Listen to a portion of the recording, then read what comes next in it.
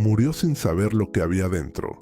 La persona que más la había amado musicalmente le mandó algo en los últimos días de su vida y ella nunca llegó a verlo. 13 días después de que ese paquete llegara a su destino, Rocío Dúrcal dejó de respirar y el paquete se quedó donde estaba, guardado, intacto, esperando a alguien que nunca apareció. Son las 3:14 de la madrugada en la Ciudad de México, Polanco, sobre el Paseo de la Reforma, en uno de los edificios más silenciosos de la colonia más cara del país. Un hombre llamado Omar Delgado acaba de empujar la puerta de un departamento que lleva casi 2 décadas sin abrirse. Detrás de él entran 7 personas. Delante de él, lo que aparece es una oscuridad que huele a perfume viejo y a tiempo detenido. Las persianas del piso 12 llevan 19 años cerradas. En el buzón no hay nombre escrito. En la puerta no hay placa, no hay inicial. No hay nada que indique que alguien vivió ahí alguna vez y que algo de esa vida sigue guardado dentro. Los vecinos que llegaron después de que ese departamento se cerrara por última vez se han mudado 2 y 3 veces desde entonces. Los que están llegando hoy, los que preguntan en la inmobiliaria, siempre reciben la misma respuesta. Está ocupado, no sabemos por quién. Las cuotas se pagan puntualmente cada mes, desde hace 19 años, sin faltar una sola vez. Nadie sabe de dónde viene el dinero ni quién da la orden de pagarlo. El portero del edificio, un hombre de Oaxaca que lleva casi 30 años trabajando ahí, recuerda perfectamente la última persona que cruzó esa puerta. Una mujer rubia, española, con un pañuelo cubriéndole la cabeza. Venía con un hombre al que llamaba Sergio. Estaba más delgada de lo que el portero la recordaba de temporadas anteriores, cuando llegaba con maletas grandes y vestidos en fundas de plástico. Esta vez no traía nada. Subieron. 2 horas después bajaron sin decir una palabra. La mujer no volvió. 14 días después, esa mujer estaba muerta. Omar Delgado baja de la camioneta blanca sin logotipos oficiales. Con él vienen 2 peritos de la unidad forense de la Fiscalía, una notaria pública, un fotógrafo, un cerrajero al que sacaron de su casa en Iztapalapa 2 horas antes, y 2 oficiales vestidos de civil sin armas visibles. Nadie habla, nadie hace ruido innecesario. Delgado mira hacia arriba, hacia el piso 12. Las ventanas siguen oscuras. El viento de marzo en la Ciudad de México a las 3 de la madrugada es seco, frío, con ese olor particular a gasolina y jacaranda que solo existe en esta ciudad y en ninguna otra parte del planeta. El cielo no tiene estrellas porque sobre Polanco nunca hay estrellas. El portero abre la puerta del edificio, los deja pasar. Le mostraron un oficio 40 minutos antes y firmó donde le dijeron que firmara. Se sienta en su silla, enciende un cigarro y mira hacia otro lado. Lo que va a ocurrir arriba, él no lo quiere presenciar. El elevador huele a madera y a cera de piso de los años 70. Sube despacio. Cuando las puertas se abren en el piso 12, lo que aparece es un pasillo angosto con alfombra verde oscuro y una sola puerta al fondo. Madera pesada con una mirilla de bronce que lleva 19 años sin que nadie mire a través de ella. El cerrajero se acerca, saca sus herramientas. Tarda menos de 1 minuto. Lo primero que sale del interior cuando la puerta cede es el olor. Perfume concentrado, encerrado, capas sobre capas de Chanel mezclado con madera y con ese aroma seco que dejan los discos de vinilo cuando pasan décadas dentro de sus fundas de papel. Olor de casa cerrada donde alguien vivió intensamente y después nadie volvió a abrir las ventanas. Delgado entra primero, linterna en mano, y recorre la sala con el haz de luz. Lo que aparece son muebles cubiertos con sábanas blancas que ya no son blancas, que han agarrado ese color gris pálido con ribete amarillo que solo produce el tiempo cuando nadie interfiere. En el centro, un sofá grande, un sillón individual, una mesa de mármol. En un rincón, de pie contra la pared, un piano vertical cubierto con una funda de terciopelo azul marino. Encima del piano, sin sábana, 3 discos de oro enmarcados con polvo tan grueso encima que se puede escribir un nombre con el dedo. Al lado del piano, En la pared más larga de la sala, una fotografía grande en blanco y negro. Una mujer con traje de charra, trenzas y sombrero ancho, con mariachis detrás. Firmada en la esquina inferior derecha con marcador negro que el tiempo ha convertido en marrón. En el comedor, una mesa de 8 puestos con un mantel bordado a mano, y en el centro del mantel, un frutero de cristal con fruta de plástico.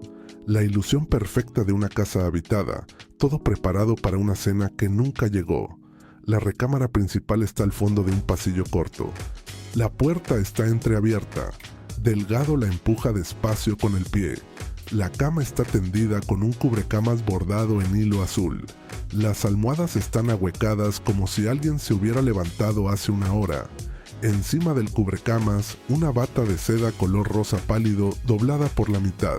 Al lado, unas pantuflas de fieltro blancas, talla 36.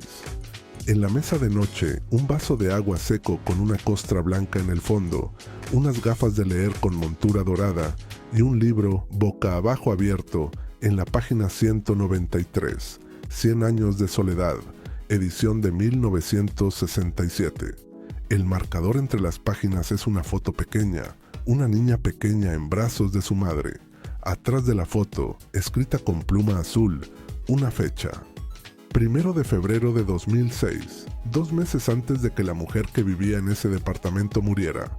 Delgado abre el armario de una mujer que ganó dinero durante 40 años de carrera, vestidos largos de todos los colores, trajes de charra cosidos a mano con botonadura de plata, pieles, zapatos en cajas originales organizados por color, y al fondo, detrás de todo, colgada de un gancho, una bolsa de tela negra atada con un cordón de algodón que el tiempo ha dejado deshecho. Pesa. Delgado la suelta del gancho y la pone sobre la cama. El cordón se desata solo. Dentro de la bolsa hay una caja de latón del tamaño de una caja de zapatos, sin nada escrito encima, sin cerradura, oxidada en los bordes. Delgado la pone encima del cubrecamas y la abre. Lo primero que aparece adentro no es lo que esperaba encontrar. Son 12 cartas. Sobres blancos de distintos tamaños, sin sello postal, sin dirección escrita, solo un nombre anotado a lápiz en la esquina superior izquierda. Alberto. 12 veces el mismo nombre con la misma letra. Debajo de las cartas, una agenda de tapas rojas, pequeña, del tamaño de una mano. Y debajo de la agenda, al fondo de la caja, un sobre más grueso, de papel manila amarillo, con 3 iniciales escritas a mano en el reverso, sellado con cera roja, sin abrir. Delgado mira a la notaria. La notaria le hace una señal de que espere. El sobre sellado se queda al fondo de la caja. Y ahí, parado en esa recámara que lleva 19 años cerrada, con una linterna apuntando al techo, Delgado empieza a entender que lo que tiene entre las manos no es solo un inventario de bienes de una artista fallecida. Es el último secreto de la mujer que vendió más de 60 millones de discos en 40 años de carrera, que llenó el Auditorio Nacional más de 20 veces, que tiene una calle con su nombre en Madrid y una exposición en el metro de la Ciudad de México en 2026, por el 20º aniversario de su muerte. Y ese secreto tiene que ver con un sobre que su propio marido estuvo buscando durante 8 años sin encontrar, con $10,000 en efectivo que llegaron sin que nadie lo supiera, y con una carta escrita a mano que ella nunca llegó a leer. Las cuentas no cuadran. 60 millones de discos por un lado, $10,000 en un sobre manila por el otro. Esta noche vamos a desarmar esas cuentas. En este video te voy a contar 4 cosas que casi nadie sabe sobre esta mujer, y te voy a avisar cuando llegue cada una. Primera, cómo la hija de un conductor de camiones de carga en el Madrid de posguerra se convirtió en la voz más importante de la música ranchera en la historia, y por qué al final de su vida tenía menos control sobre su propio dinero que cualquiera de los músicos que la acompañaban en el escenario. Segunda, ¿qué pasó realmente entre ella y el compositor más importante de su carrera? ¿Por qué durante 10 años solo se comunicaban por escrito? ¿Y quién fue el verdadero responsable de que nunca pudieran reconciliarse en vida? Tercera, ¿qué dice ese sobresellado con cera roja que Delgado acaba de encontrar al fondo de una caja de latón escondida detrás de unos vestidos? un sobre que el marido de esta mujer buscó durante los últimos 8 años de su vida sin jamás poder localizarlo. Y cuarta, ¿por qué un artista que había generado decenas de millones de dólares a lo largo de su carrera terminó recibiendo dinero prestado en sus últimos meses, en efectivo, en dólares, y sin que su propio marido se enterara? Esa cuarta cosa, prepárate, porque va a cambiar la manera en la que escuchas Amor Eterno el resto de tu vida. Pero antes de hablar de lo que Delgado encontró esta noche, tienes que entender quién era la mujer que vivía en ese departamento. María de los Ángeles Ortega. Martínez nació en Madrid el 4 de octubre de 1944 en un barrio obrero, segunda planta de un edificio sin ascensor cerca de 4 Caminos, un piso pequeño con un solo baño para 8 personas y una ventana que daba a un patio interior donde siempre había ropa tendida. Su padre, Tomás, trabajaba manejando camiones de carga entre Madrid y Valencia. Se iba los lunes por la madrugada y volvía los viernes oliendo a gasóleo y a tabaco negro. Cuando la niña tenía 8 años, su padre cambió de oficio, se puso a manejar un taxi. Cuando tenía 15, cambió otra vez. Entró como probador de automóviles en una fábrica industrial. La madre se dedicaba a los 6 hijos. María era la mayor. Detrás venían sus 5 hermanos, y cuando llegaba un invierno frío de los de Madrid, los 6 dormían en la misma cama para no gastar en calefacción. La casa tenía una radio grande de madera en el salón. Los domingos por la mañana, cuando el padre tenía su único día libre, ponían copla. La niña se subía encima del sillón y cantaba. Imitaba a las señoras que sonaban en la radio, a las grandes voces de la canción española de aquella época. El abuelo materno fue el primero en darse cuenta de que lo que hacía esa criatura no era imitación. Esa niña cantaba con voz de mujer adulta, con oído afinado y con una presencia que hacía callar a los mayores cuando se subía a cantar. En el colegio la hacían cantar a la hora del recreo. Se subía encima del pupitre y le regalaba una copla a sus compañeros, y las monjas se asomaban desde el pasillo a escucharla sin que nadie las hubiera llamado. Hay testimonios de compañeras de colegio recogidos décadas después en documentales televisivos que contaban siempre la misma imagen. Cuando cantaba María, el patio escolar se quedaba callado. No había niños gritando, no había pelotas rodando, solo la voz de una criatura de 12 años cantando canciones de mujer grande. A los 15 años, en 1959, su abuelo la apuntó a un concurso de televisión para niños cantantes. Eligió una canción de copla tradicional, una canción de mujer adulta interpretada por una criatura con trenzas y calcetines hasta la rodilla.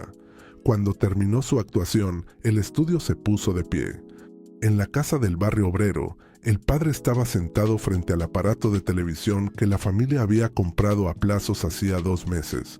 El padre no dijo nada, solo se levantó, se fue a la cocina y desde ahí, lejos de los otros hijos, lloró durante 2 minutos en silencio. Esa noche, el único teléfono de la planta, el de los vecinos, sonó 6 veces. Todas eran para preguntar por la niña. Entre las personas que vieron esa actuación, había un hombre de bigote fino y traje gris cruzado que esa misma noche empezó a hacer llamadas a productores y estudios de cine. Era un cazatalentos conocido que había descubierto y manejado a algunas de las voces más importantes de la canción española de aquella generación. Al día siguiente, a las 11 de la mañana, llamó a la casa de los padres. El padre contestó el teléfono del vecino.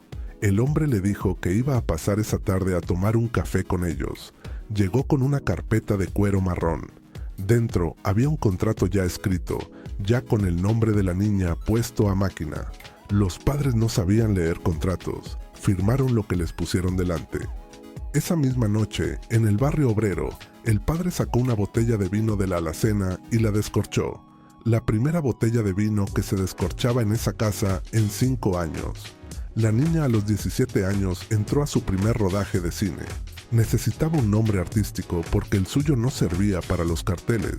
El cazatalentos puso un mapa de España encima de una mesa de café. Le tapó los ojos con un pañuelo a la niña y le dijo que señalara donde quisiera. El dedo cayó sobre un pueblo pequeño de la provincia de Granada, al pie de Sierra Nevada. poco más de 7,000 habitantes. La niña no había estado nunca ahí en su vida, pero le gustó cómo sonaba. Y con ese nombre se fue a su primer rodaje con 17 años, cobrando 75,000 pesetas por una película, en una época en que un piso mediano en el centro de Madrid costaba 200,000. La familia, que nunca había comprado nada de golpe, pudo empezar a pensar de otra manera. El padre dejó de probar coches, la madre dejó de lavar ropa ajena. Los hermanos entraron a colegios privados. Detente un momento ahí, porque lo que acabas de oír es importante y va a explicar todo lo que viene después. Desde los 19 años, esta mujer no cantaba para ella misma, cantaba para mantener a una familia entera. Y esa costumbre, la de cantar para mantener a otros, la acompañó sin interrupción hasta el último día de su vida, 42 años después, con cáncer en los pulmones y todavía con personas dependiendo del dinero que ella generaba. Es el dato más doloroso de toda esta historia y está antes de que empiece la parte que casi nadie conoce. En 1965 rodó una película para la que contrataron a un grupo musical joven que compusiera las canciones de la banda sonora. 4 muchachos peinados como los Beatles, españoles pero con ambiciones internacionales. Uno de ellos era un hombre al que le decían Nacho. Era madrileño, guapo, de familia acomodada, padre con carrera diplomática. Llegó al rodaje con pinta de estrella. Ella tenía 21 años, él tenía 22. Se miraron, se enamoraron, casi instantáneo, 5 años de noviazgo. En enero de 1970 se casaron en una basílica histórica, en una de las bodas más cubiertas por la prensa del corazón en la historia de España. Grandes nombres de la canción española lloraron en los bancos de la iglesia. El padre de ella, el antiguo conductor de camiones, entró por el pasillo con un chaqué que le quedaba un poco grande en los hombros y lloró cuando le entregó a su hija en el altar. Pero lo que nadie de la prensa vio esa mañana, porque ocurrió en la sacristía antes de la ceremonia, fue la conversación que Nacho tuvo con su suegro. El padre de ella le pidió una sola cosa: cuídamela, no la hagas trabajar demasiado. Nacho prometió que no. Nacho mintió. 11 meses después nació la primera hija. Después vinieron 2 hijos más. Y Nacho, que había tenido su propio momento de fama como músico, tomó una decisión que le pareció lógica y natural. Dejó su carrera personal y se dedicó a manejar la de ella, a organizar contratos, a firmar papeles, a hablar con las disqueras, a llevar las cuentas. Eso ocurrió en 1973. Acuérdate de ese momento, porque todo lo que viene después pasa por ahí. Nacho maneja el dinero, ella canta. Esa distribución de roles, que en ese momento parecía práctica y afectuosa, se va a convertir en el centro de todo lo que vamos a descubrir esta noche. En 1977, ella tomó una decisión que lo cambió todo. Decidió irse a México durante largas temporadas, meterse a fondo en el mercado mexicano, alquilar un departamento en la Ciudad de México, traer a los hijos algunas temporadas y dejarlos en España otras. El departamento que alquiló estaba en Polanco, en el mismo edificio cuya puerta Delgado acaba de abrir esta madrugada, en el mismo piso 12 que lleva 19 años con las persianas cerradas. Ese mismo año, un músico mexicano que acababa de salir de la cárcel de Lecumberri llevaba 3 años buscando a alguien que cantara sus canciones tal como él las oía en la cabeza. Se llamaba Alberto Villanueva, tenía 27 años. Había nacido en un pueblo de Michoacán, había crecido en un internado, había cantado en bares de Ciudad Juárez antes de los 20, había estado preso sin juicio durante más de 1 año por algo que no hizo, y escribía canciones que en su propia voz sonaban a algo nuevo, pero que necesitaban una voz diferente para revelar todo su peso, una voz de mujer, una voz con kilómetros recorridos. El encuentro fue en abril de 1977, en un estudio de grabación de la Ciudad de México.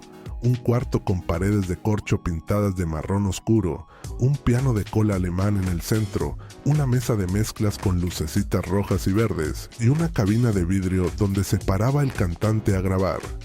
Alberto llevaba puesta una camisa blanca con las mangas arremangadas y tenía bigote fino.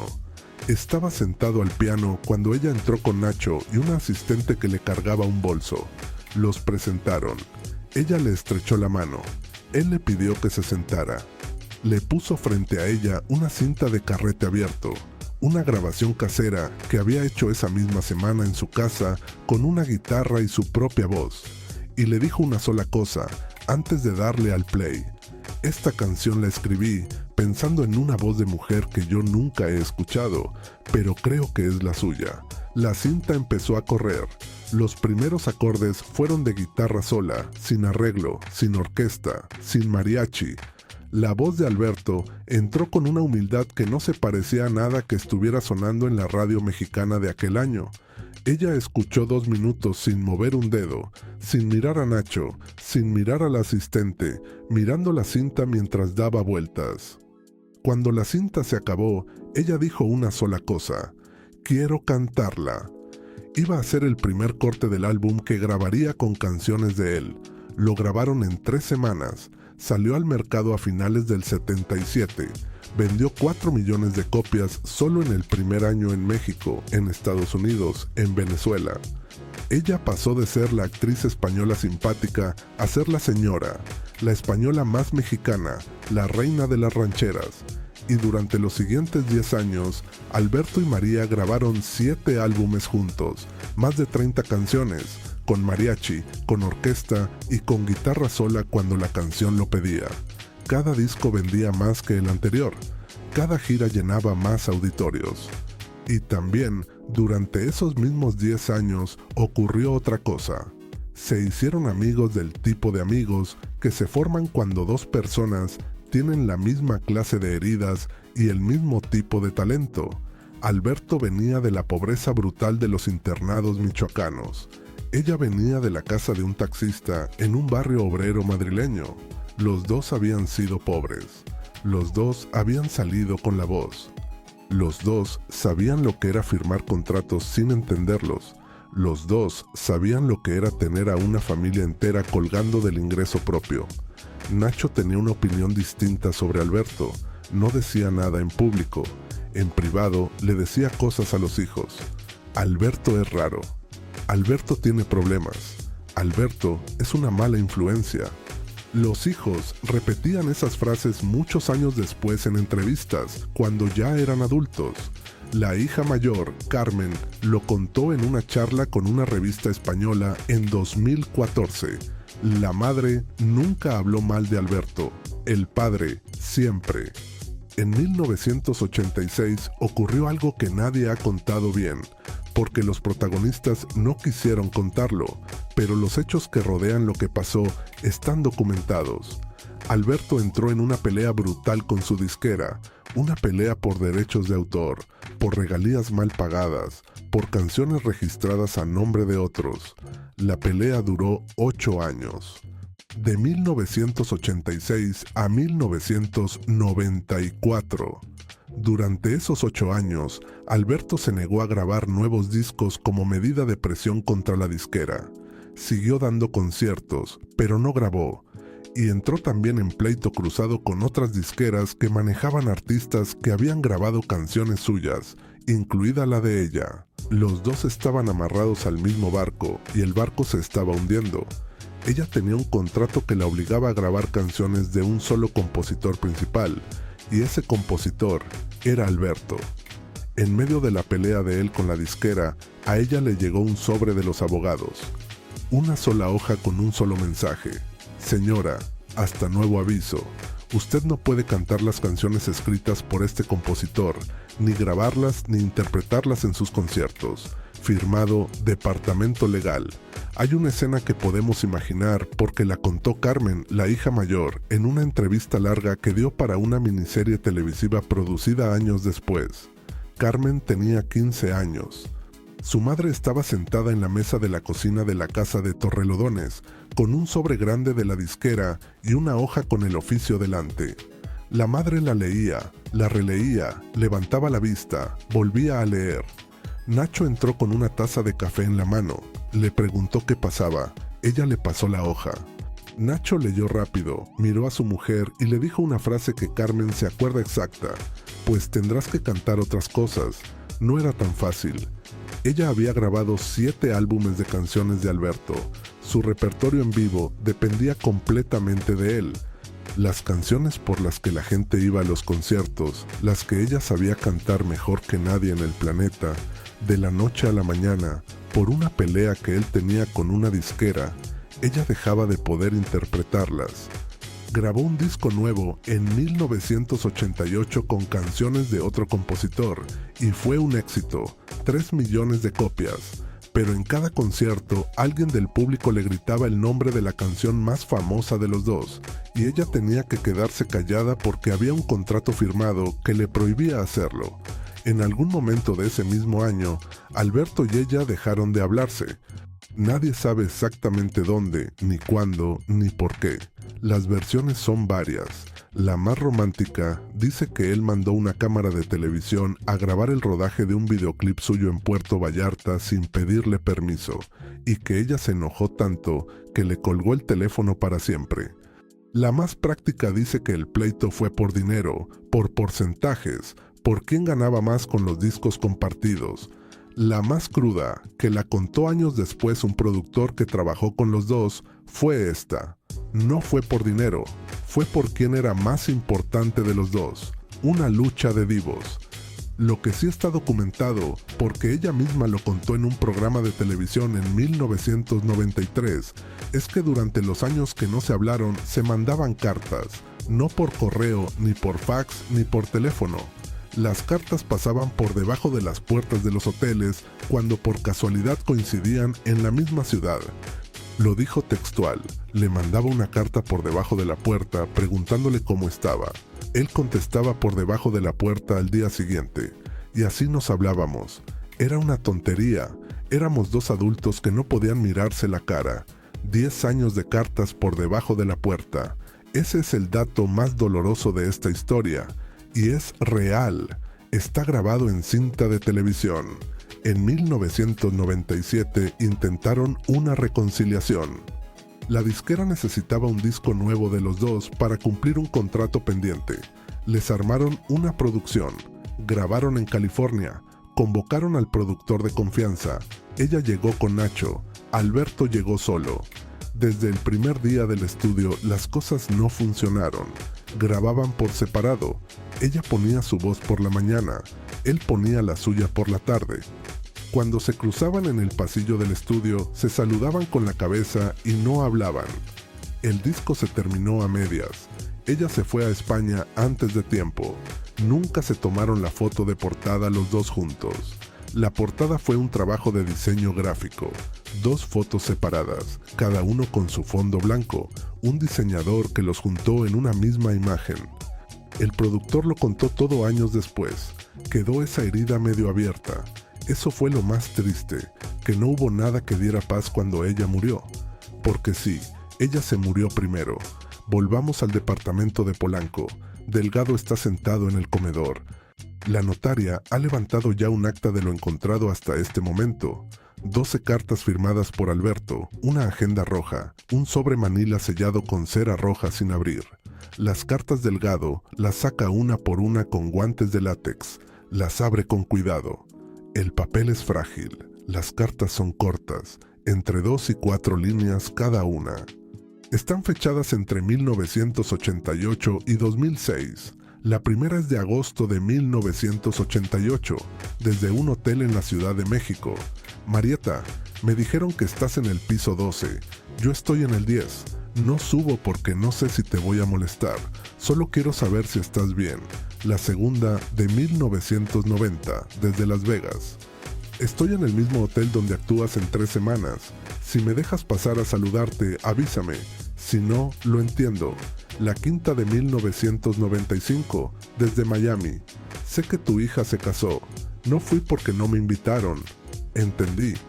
Pero mándale esta nota, por favor, que le diga de mi parte que una voz como la de su madre no va a volver a salir de ninguna mujer nacida en España. La octava de 2001, desde Madrid. Leí en el periódico que estás enferma. Si es verdad, dímelo. Yo conozco doctores en Houston, no importa lo que cueste. La novena de 2002, desde Ciudad Juárez. Fui a ver el bar donde te vi reírte por primera vez en 1978. Estaba cerrado. Me acordé de esa noche, Marieta. Yo me acuerdo todos los días. La 10ª de 2003, desde Los Ángeles. Vi actuar a tu hija pequeña desde una butaca al fondo. No me reconoció nadie. Canta como tú, Marieta, y mejor que muchas de las que tú y yo conocimos en los 80. Estoy orgulloso de ti como si fuera mi hija.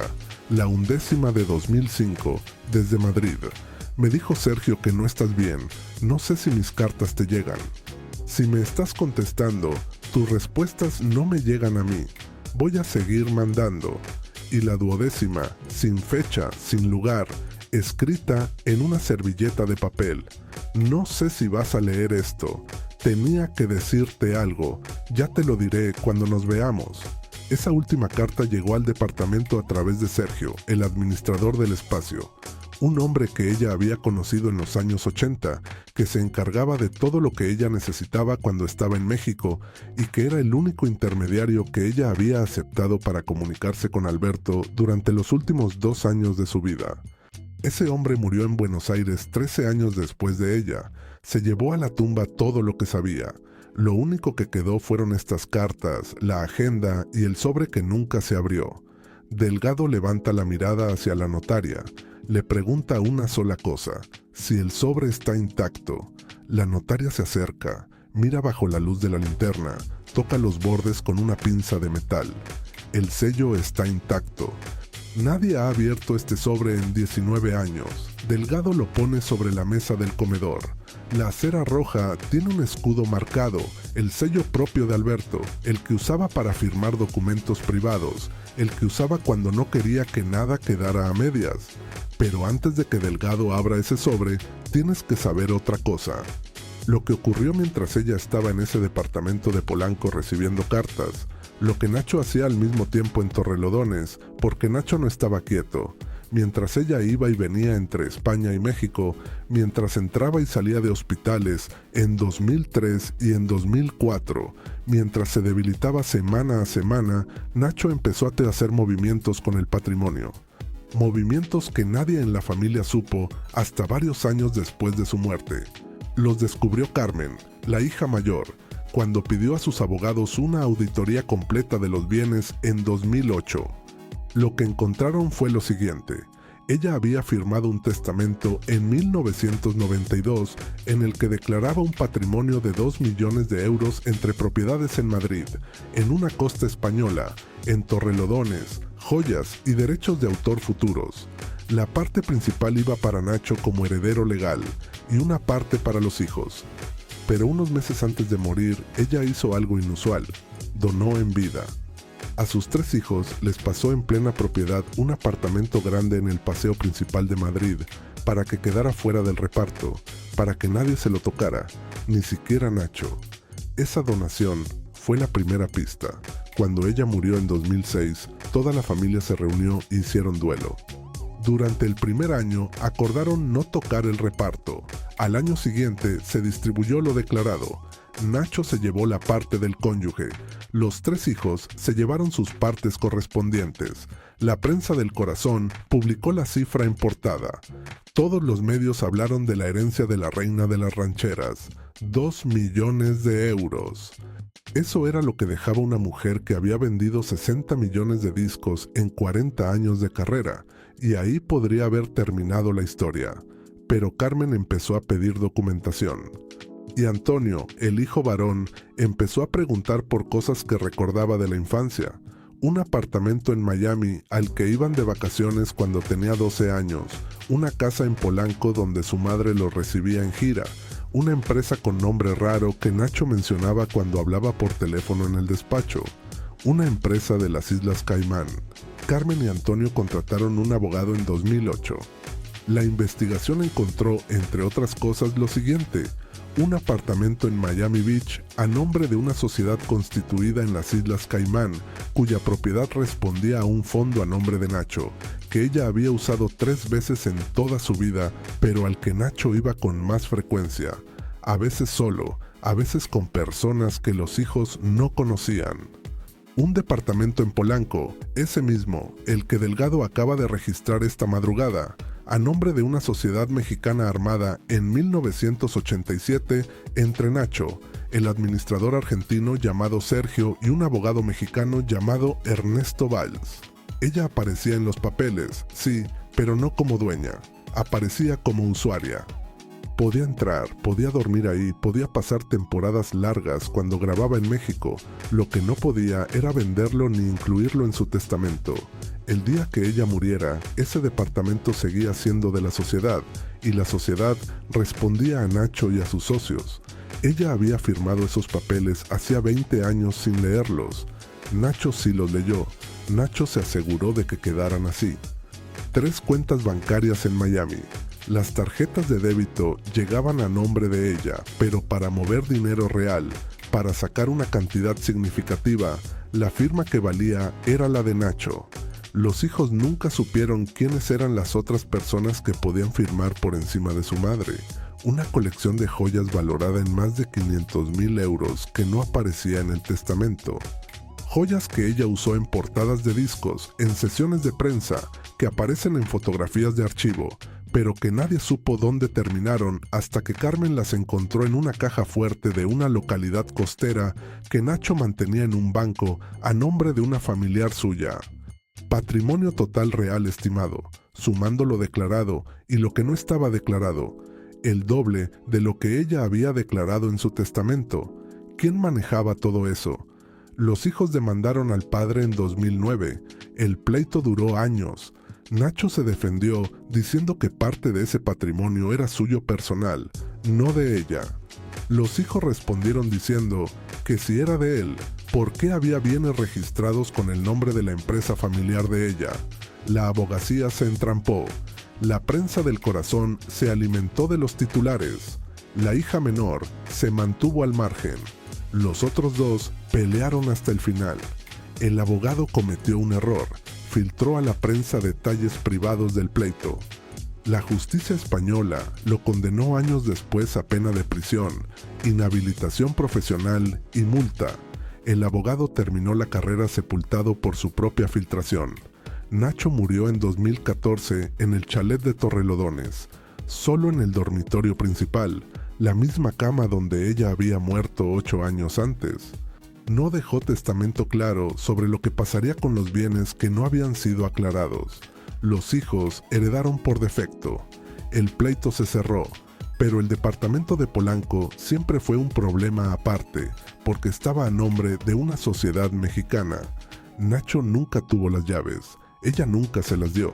Nacho trató de acceder legalmente. Los administradores de la sociedad se negaron. El acceso estaba restringido a una instrucción firmada por la propia ella, y ella había dejado instrucciones antes de morir. Nadie entraba a ese departamento sin su firma. Ella estaba muerta. Nadie podía entrar. Uno de los administradores murió en 2019. El otro tiene hoy 87 años y vive en Cuernavaca. Las llaves estaban en la caja fuerte de su despacho en Polanco, y ahí quedaron hasta que la Fiscalía Mexicana emitió una orden este año, en 2026, para inventariar bienes de artistas internacionales con posibles ramificaciones patrimoniales no aclaradas. Delgado recibió la orden. Esta madrugada entró. Esta es la primera de las 4 cosas que te prometí al principio del video. Ya te la conté completa. Cómo la hija de un conductor de camiones de carga se convirtió en la reina de las rancheras, y cómo al final de su vida tenía menos control sobre su propio dinero que cualquiera de sus músicos de gira, porque todo lo que generaba pasaba por Nacho, que lo movía a sociedades, a fondos, a Miami, a las Islas Caimán. Ella firmaba papeles sin leer, ella confiaba, ella cantaba. Y esta es la segunda. ¿Por qué durante 10 años se mandaban cartas por debajo de la puerta con Alberto? La versión que contaba la prensa era la del incidente del rodaje en Puerto Vallarta. La verdad documentada es más cruel. Fue por una pelea entre disqueras, por contratos que Alberto había firmado siendo joven que le amarraron el catálogo, por oficios legales que la disquera mandó a ella prohibiéndole cantar las canciones que habían hecho juntos, y porque ninguno de los dos quiso dar el primer paso para hablar con el otro. Orgullo, miedo, abogados de por medio. Y Nacho, que siempre le dijo a su mujer que Alberto era una mala influencia y que nunca quiso que esa amistad se reparara. Ahora vamos a la tercera cosa, el sobre. Delgado mira a la notaria. Le pregunta si puede proceder. La notaria asiente. Delgado toma el sobre manila con guantes. Rompe el sello de cera roja. El sobre se abre. Dentro hay dos cosas. Primera, un fajo de billetes de $100. Los peritos los cuentan después con protocolo. Son 100 billetes, $10,000 americanos. El sobre es de papel manila grueso para que no se deforme. Segunda, una carta manuscrita. 3 hojas de papel crema, tinta azul, letra firme, trazos lentos y meditados, con alguna corrección tachada y rehecha al lado. La carta está fechada el 12 de marzo de 2006, desde Puerto Vallarta, desde la casa donde Alberto tenía su retiro de composición. Delgado lee la carta en voz alta para que quede grabada en el acta notarial. La lee despacio. El fotógrafo deja de disparar. La notaria apunta pero no escribe. Los peritos están parados sin moverse en el pasillo. Marieta, me dijo Sergio que necesitabas. No le pregunté nada más. Aquí va lo que cabe en este sobre. Si hace falta más, avisas a Sergio. No pongas a Nacho. Nacho y yo no nos entendemos desde hace años y no lo vamos a entender ahora. Sé que ha pasado mucho tiempo sin hablarnos. No me importa de quién fue la culpa. Hace años que no me importa. Lo que importa es que estés bien. Y me dijeron que no estás bien. Tú y yo hicimos cosas que nadie más ha hecho en la música en español. Y lo sabes. Ninguna canción que yo escriba de ahora en adelante va a sonar como sonó contigo. Esa es la verdad. No hay reemplazo para una voz como la tuya. Ni lo ha habido, ni lo va a haber. Si alguna vez lees esto, Marieta, acuérdate de una sola cosa. Hiciste mexicana una voz que nació en Madrid. Eso no es poca cosa. Eso es obra de 2 personas que eligieron hacerla juntas. Tú pusiste la voz. Yo puse las letras. Entre los dos pusimos un sonido que ya no existe y que no va a volver a existir. No pienses en las disqueras, no pienses en los abogados. Piensa en Ciudad Juárez, 1977, cuando llegaste al estudio con un traje de charra que te quedaba un poquito grande. Yo te vi entrar y pensé, esta mujer no sabe lo que acaba de agarrar. Después escuché tu voz y supe que lo sabías perfecto. Sigue saliendo, Marieta, aunque ya no salga de esa boca, sigue saliendo. Silencio en el departamento. La linterna del perito apunta al techo. La notaria deja el cuaderno sobre la mesa. El fotógrafo no dispara. Nadie dice nada durante varios segundos muy largos. Delgado dobla la carta, la mete dentro del sobre, pone el sobre dentro de una bolsa con precinto oficial. La notaria firma. Esa carta la escribió Alberto el 12 de marzo de 2006, 13 días antes de que ella muriera en Torrelodones. La carta llegó a la Ciudad de México 4 días después. Sergio la recibió en su despacho. Cuando intentó mandarla a España, se enteró de que ella ya no podía recibir paquetes directamente. Nacho recibía todo el correo. Sergio entendió lo que eso significaba. Si mandaba ese sobre a Torrelodones, Nacho lo abría. Sergio decidió dejarlo en el departamento de Polanco, esperando que ella viajara a México una última vez. Esa última vez nunca ocurrió. El sobre se quedó ahí. Los últimos días de marzo, en Torrelodones, ella recibió una llamada. La última llamada importante que le hicieron en vida la contestó Nacho. La llamada venía de Alberto. Nacho dijo una sola frase, no puede ponerse al teléfono ahora, y colgó. Eso lo confirmó la hija menor, Sheila, en una entrevista a una revista española en 2015. Sheila estaba en la habitación cuando sonó el teléfono. Escuchó a su padre contestar, escuchó la frase que dijo, vio la cara de su madre en la cama cuando entendió quién había llamado. Sheila dijo que su madre cerró los ojos y que una lágrima le cayó por la mejilla izquierda. No dijo nada más. 3 días después, ella se murió. Alberto nunca más pudo hablar con ella. La última vez que le escuchó la voz fue a través de una grabadora de contestador automático de un teléfono al que ella había llamado en 1997. Ahí tienes la 4ª cosa que te prometí desde el principio. La razón por la que esto duele tanto. Ella murió en marzo de 2006 con una fortuna en 3 países que no controlaba, patrimonio del que no podía disponer libremente, patrimonio que Nacho manejaba desde Torrelodones a través de abogados que le respondían a él en los últimos meses de su vida, cuando necesitó dinero en efectivo para tratamientos médicos que Nacho no aprobaba, cuando necesitó mandar ayuda a sus propios hermanos, en España sin que su marido se enterara, cuando necesitó sentirse dueña de su propio dinero, aunque fuera por un momento. En ese momento, ella tuvo que pedirle prestado al hombre del que llevaba 10 años distanciada, al hombre que Nacho había detestado durante casi 30 años. Y Alberto mandó el dinero sin preguntar. $10,000 en efectivo en un sobre manila sellado con cera roja, con una carta que ella nunca pudo leer. Por eso Nacho buscó ese sobre hasta el último día de su vida. Por eso insistió tanto en acceder al departamento de Polanco. Por eso movió abogados, intentó comprar a los administradores, presionó a Sergio hasta que Sergio se fue a Buenos Aires. Porque si ese sobre aparecía, se caía la versión oficial de la familia. Se demostrará que la mujer más exitosa de la música popular en español tuvo que recurrir en el último momento de su vida a la ayuda discreta de un amigo con el que llevaba una década sin hablar, porque su propio marido no le dejaba tocar su propio dinero. Ese sobre es la prueba. Y esa prueba estuvo escondida durante 19 años detrás de unos vestidos en un armario en el piso 12 de un edificio de Polanco, en una ciudad que queda a 9,000 kilómetros del lugar donde descansan las cenizas de ella. Delgado sale del departamento a las 6:14 de la mañana. Polanco empieza a despertar. El tráfico comienza a moverse en el paseo principal. Los cafeteros abren las puertas. Los señores que barren las aceras se colocan frente a los portales. Delgado baja en el elevador con la caja de latón dentro de una bolsa sellada. Las 12 cartas van en otra bolsa. El sobre manila con los $10,000 y la carta de 3 hojas va dentro de una bolsa transparente con precinto oficial en un maletín negro que Delgado lleva bajo el brazo. El portero de Oaxaca está todavía en su silla. El cigarro ya se le apagó. Cuando ve salir a Delgado, no pregunta nada, baja la cabeza.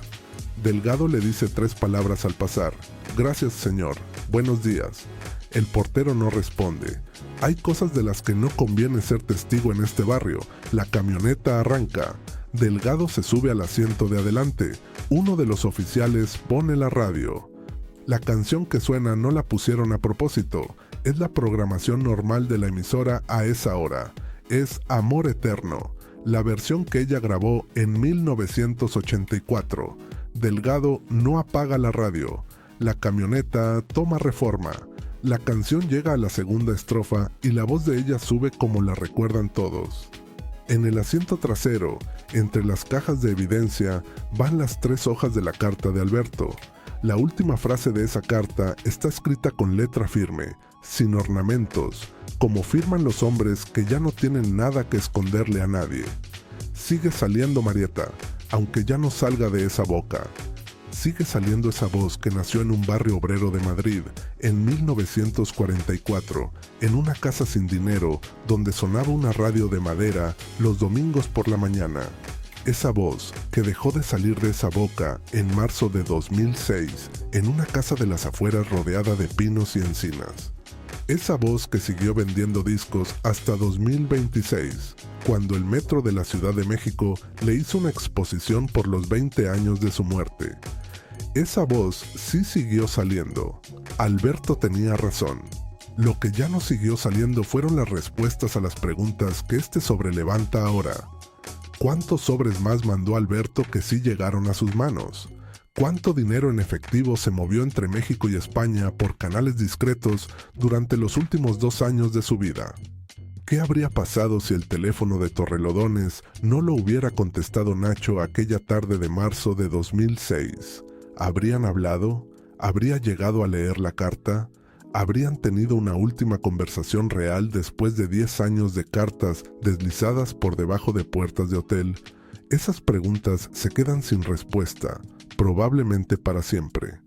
El informe de Delgado se archivará en la Fiscalía General con el número de expediente correspondiente. La caja de latón pasará a custodia. Las cartas pasarán a custodia. El sobre Manila con los $10,000 todavía adentro pasará a custodia, hasta que alguien decida qué hacer con todo eso. Probablemente nada. Los hijos ya recibieron su parte en 2007. Los bienes ocultos se pelearon durante años y ya no hay Nacho, ya no hay Sergio, ya no hay nadie que pueda reclamar legalmente la apertura de ese sobre más allá de los descendientes directos. Y los descendientes directos hoy están en Madrid viviendo sus vidas, con sus propios hijos, con sus propios trabajos.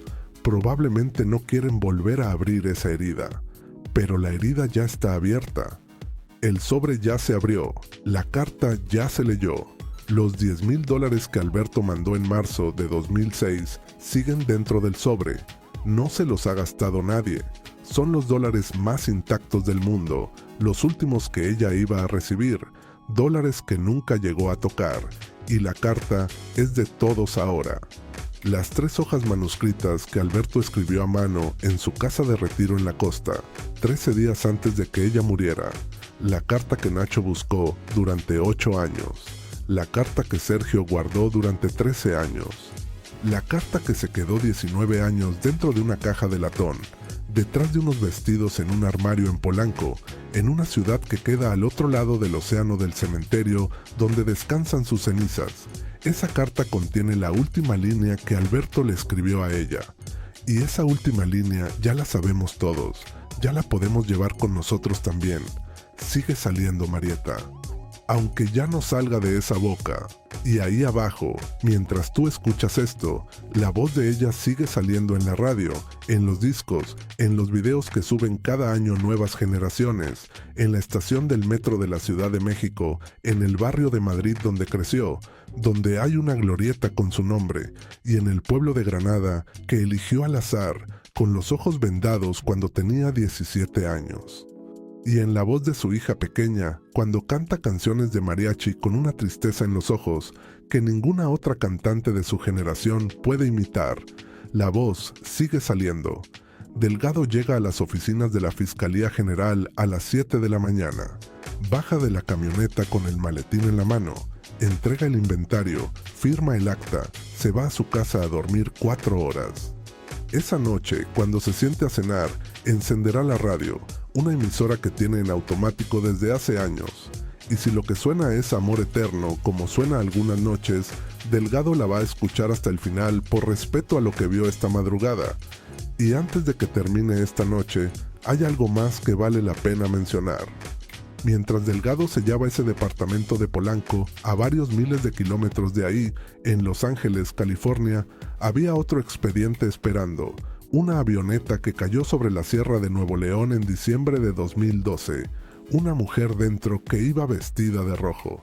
Un testamento que sus propios hermanos rompieron antes de enterrarla.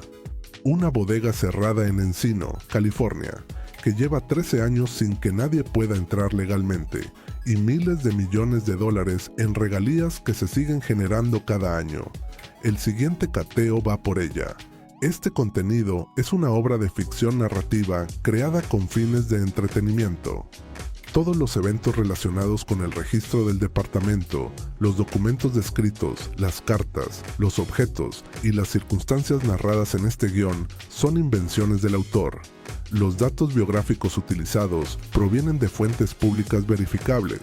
Los datos sobre el pleito judicial y el patrimonio declarado provienen de reportajes publicados por medios de comunicación.